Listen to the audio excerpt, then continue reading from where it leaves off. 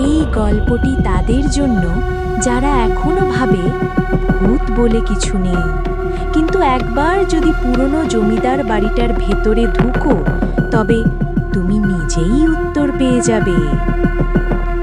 তোর আমলের এই বাড়িটার কথা আমি কেবল শুনেই এসেছি তাপস। তোর দাদুর আমলের বাড়িটা তো দেখছি বেশ বড়। চল আমরা তাহলে এবার ভেতরে যাই। হ্যাঁ চল আমরা ভেতরে যাই, এমনি ও একটু পরেই তো সন্ধে হয়ে যাবে। বাড়ির ভেতরটা তো বেশ বড়। হ্যাঁ সেটা তো হবেই, দাদুর পূর্বপুরুষরা জমিদার ছিল এমনটাই তো শোনা যায়। এত অন্ধকার, আলোটা অন কর তো। হ্যাঁ করছি, দাঁড়া একটু। এ কিরে, আলোই কাজ করছে না। সন্ধ্যা ঘনিয়ে এলো, চারদিক নিস্তব্ধ। সেই পুরনো জমিদার বাড়িতে তারা তখন একা। এই নির্মল, শুনলি কেউ যেন হাঁটছে ওপরে। দোতলা তো বন্ধ, কেউ তো নেই।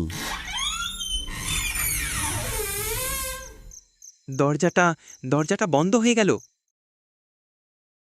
চল আজকে গ্রামটা ঘুরে দেখি। চল, আমিও অনেকদিন গ্রামে আসিনি, গ্রামটা একটু ঘুরেই আসি।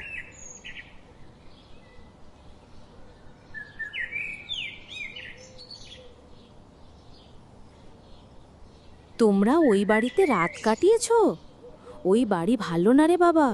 40 বছর আগে ওখানে এক মেয়ের মৃত্যু হয়, তার আত্মা আজও ঘুরে বেড়ায়।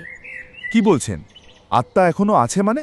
রোজ রাত 12টার পর সে ফিরে আসে, আর যাকে ধরে সে আর ফেরে না। এরপর সেই মাসি সেখান থেকে চলে যায়। নির্মল, আজ রাতে আবার সেই ঘরে যাবি? হ্যাঁ, ওই ঘরেই আবার যাও। তোর কি মাথা খারাপ? আমার বিশ্বাস আছে, সত্যিটা জানতেই হবে। সন্ধ্যা নেমে আসে, তারা আবার সেই ঘরে যায়। আমার ঘরে এসেছো কেন? কে তুমি? কেন সবাইকে তুমি ভয় দেখাচ্ছ? আমি এখনো এখানে আছি।